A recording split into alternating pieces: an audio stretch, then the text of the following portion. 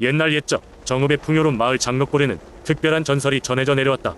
마을 사람들은 그것을 장록골 할머니라 부르며 경외심을 품었다. 이 이야기는 수백 년 전부터 정읍 지역에서 구전되어 온 민속신앙 이야기이다. 장록골 마을은 사방이 높은 산으로 둘러싸여 있었고 그 중앙에는 맑고 푸른 연못이 자리 잡고 있었다. 이 연못은 마을의 생명수로 불렸으며 가뭄에도 늘 물이 마르지 않았다. 사람들은 이 연못이 신령히 보호를 받고 있다고 믿었다. 연못에 얽힌 전설은 이러하다. 마을에서 가장 오래된 가문에서 전해진 이야기로 그 집안의 첫 번째 딸은 항상 신령의 계시를 받았다고 한다. 이야기에 따르면 아무리 캄캄한 밤이어도 연못 근처에 가면 하얀 옷을 입은 할머니가 나타나 길을 비춰주곤 했다고 한다. 모두가 그 할머니를 장록골 할머니라 불렀다. 어느 날 극심한 가뭄이 마을을 덮쳤다. 물이 부족하여 농사는커녕 생계조차 위협받게 되었고 마을 사람들은 모두 두려움에 떨었다. 그때 마을의 최고령자였던 김 노인이 조언하였다. 우리는 장록골 할머니께 도움을 청해야 한다. 연못에 바쳐야 할 정성을 잊어서는 안 된다네. 마을 사람들은 급히 어울려 정결한 재료로 음식을 준비하고 꽃으로 장식하여 연못가에 차렸다. 그날 밤 유독 환히 반짝인다는 연못가로 마을 사람들이 모였다. 이상하게도 하늘의 별빛이 연못을 비추고 있었다. 그때 연못에서 희미한 형체가 나타났다. 하얀 옷을 입은 장록골 할머니였다. 처음에는 마을 사람들에게 살짝 고개를 끄덕이더니 곧 연못 위로 부드럽게 떠올랐다. 할머니는 상냥한 목소리로 말했다. 내가 이 마을을 지켜온 것은 너희의 결속과 자연에 대한 고마움 덕분이란다. 앞으로도 모두가 함께 힘을 모아라. 그러면 너희는 어떤 시련도 이겨낼 수 있을 것이야. 그 순간 마르도록 가물었던 하늘에서 비가 내리기 시작했다. 사람들은 눈물을 흘리며 기뻐했고 장록골 할머니에게 아낌없는 감사의 기도를 드렸다. 이후로도 장록골의 사람들은 매년 그녀에게 감사를 전하며 연못을 돌봤다. 세월이 흘러도 전설은 여전히 마을에 남아 사람들은 할머니가 언제나 마을을 지켜본다고 믿게 되었다. 이 이야기는 단순한 전설이 아니라 사람들 마음속에 스며든 믿음의 이야기로 전해졌다. 장록골 할머니는 단순히 마을의 수호신을 넘어 정읍 사람들의 신앙과 문화의 고리가 되었던 것이다. 두 번째 이야기. 옛날 옛적 백두산 비색에 작은 마을이 있었다. 그 마을 사람들은 대대로 전해 내려오는 민속신앙을 깊이 믿으며 살아갔다. 그 중에서도 가장 두려움과 존경을 받는 존재는 바로 산군이라 불리는 호랑이였다. 어느 날 배가 몹시 고파진 호랑이는 마을로 내려왔다.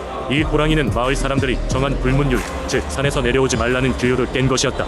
당황한 마을 사람들은 겁에 질렸고 그 누구도 호랑이에게 다가가려 하지 않았다. 하지만 마을에 사는 때 많은 아이 수환이는 무언가를 생각하고 있었다. 그는 마을 사람들이 잔뜩 두려워하며 숨어있는 동안 한 손에는 붉은색 망태를, 다른 손에는 나무로 만든 북을 들고 앞마당으로 나섰다. 호랑이와 마주한 순간 수환이는 자신감 가득한 목소리로 외쳤다. 이용아차 내 놈이구나. 내가 대지의 신으로부터 받은 특별한 주문으로 너를 벌하겠다. 호랑이는 처음에는 수환이를 어이없다는 듯 마주보았다. 하지만 수환이가 망태에서 붉은색 천을 꺼내 흔들자 호랑이는 본능적으로 두려움을 느꼈다. 그 천은 마치 불길한 징조처럼 보였고 수환이는 그 기세를 몰아 나무 북을 두드리기 시작했다. 둥둥 둥둥. 산군님도 이 소리를 들을 줄 아시고 호랑이는 수환이의 행동에 불안스러웠다. 마치 아주 오랜 전통의 의식이라도 치르는 것처럼 보였기 때문이다. 수환이는 호랑이의 눈을 크게 보면서 계속 외쳤다. 이 붉은 천은 천둥의 신이 남긴 징표로 이 소리는 그 천둥의 가락이라 하네. 이곳을 떠나지 않으면 너는 신들의 노여움을 크게 살 것이야.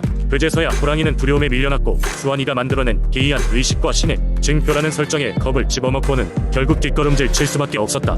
마치 마을 끝자락까지 뛰듯 달아나는 호랑이를 보며 마을 사람들은 안도의 한숨을 내쉬었다.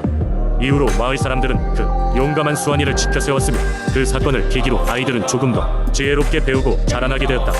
그리고 이 이야기는 예산의 민속신앙이 깃든 작은 마을에서 길이 남아 사람들에게 용기를 심어주는 이야기로 전해지게 되었던 것이다. 세 번째 이야기. 옛날 옛적 지금의 고성 지방에는 크고 아름다운 숲이 우거져 있었다.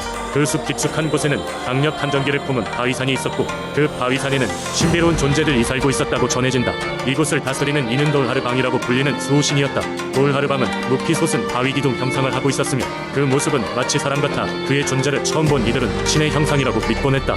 그의 얼굴은 온화했으나 동시에 강렬한 힘이 느껴졌으며 그의 손에는 항상 커다란 몽둥이가 들려 있었다고 한다. 몽둥이는 악한 정령을 물리치고 마을을 보호하는 강력한 도구로 돌하르방은 이를 통해 마을 사람들에게 평화를 가져다 주었다.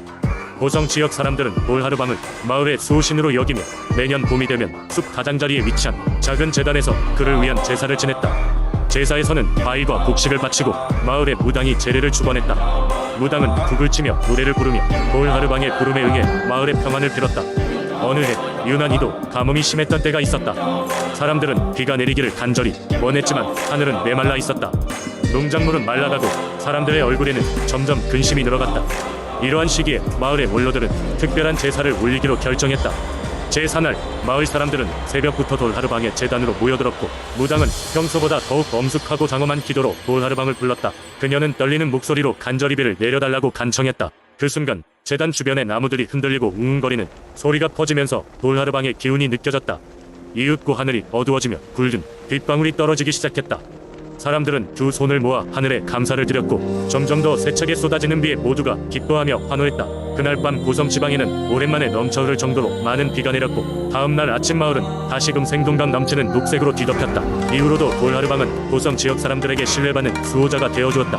사람들은 그의 존재를 마음 깊이 새기며 매년 그에게 감사의 제를 올렸다.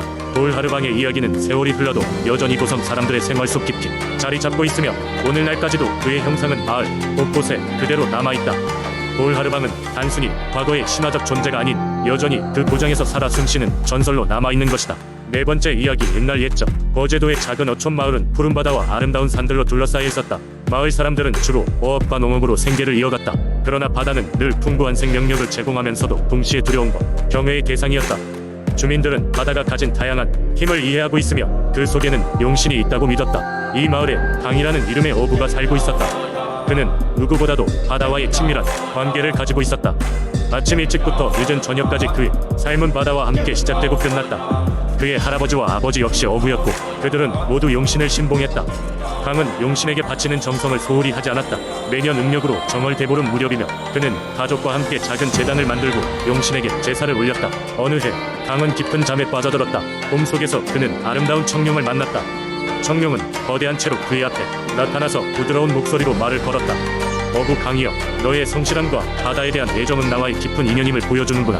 나는 이 바다의 용신 청룡이다. 앞으로 너에게 많은 도움을 줄 것이니 나에게 단 한 가지 약속을 지켜라. 봄이 시작되는 첫날 이 마을의 바다에서 한 마리 붉은 황새치가 나타날 것이다. 그때는 어떤 상황에서도 그 생명을 해치지 말고 대지로 돌려보내야 한다. 그것이 우리의 약속이다. 강은 잠에서 깨어나자마자 꿈에 대해 깊은 고심에 빠졌다. 붉은 황새치를 본 적은 없었으나 용신의 사자가 강을 통해 마을에 이어졌다. 할 수 있기에 그는 꼭 그 약속을 지키고자 마음이 굳어졌다. 날이 지나 봄이 오고 강은 매일 바다로 나갔다. 그러던 어느 날 정말로 그가 잡은 그물 속에 붉은 황새치가 있었다. 황새치는 그의 그물 속에서 반짝이며 빛났다. 주변의 어부들은 놀랐고 그 기이한 물고기를 보며 행운이라 여겼다. 그러나 강은 용신과의 약속을 떠올렸다. 어부들은 그를 설득하며 그 황새치를 붙잡자고 했다.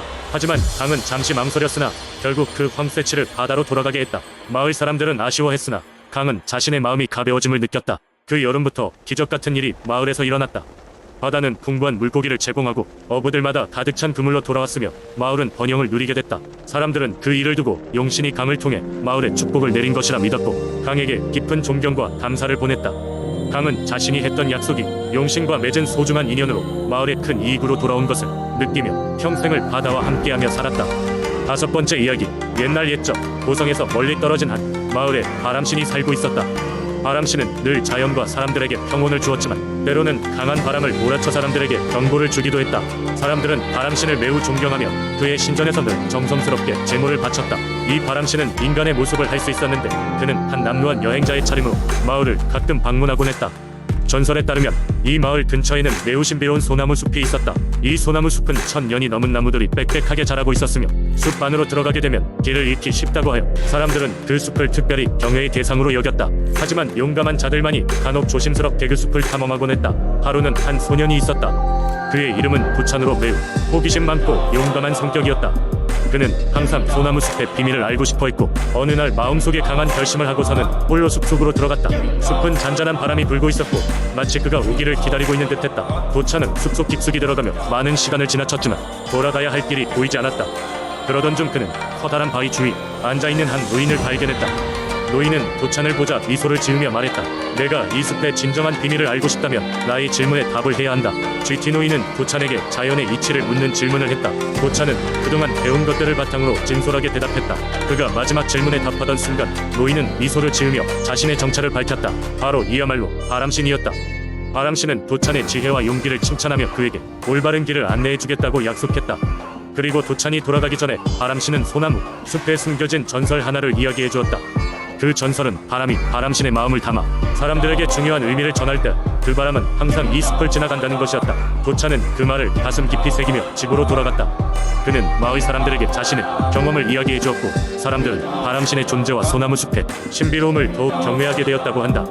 그리고 그날 이후 이 마을 사람들은 자연과 조화롭게 살아가며 바람이 불 때마다 그 속에서 바람신의 메시지를 찾으려는 노력을 멈추지 않았다고 한다. 이 이야기는 오늘날까지도 고성 지역 사람들에게 전해 내려오고 있으며 바람과 자연의 조화를 상징하는 중요한 전설로 자리 잡고 있다. 바람신과 도찬의 이야기는 사람들에게 자연과 인간이 함께 어울려 살아가야 함을 가르쳐주는 교훈적인 이야기로 회자되고 있다.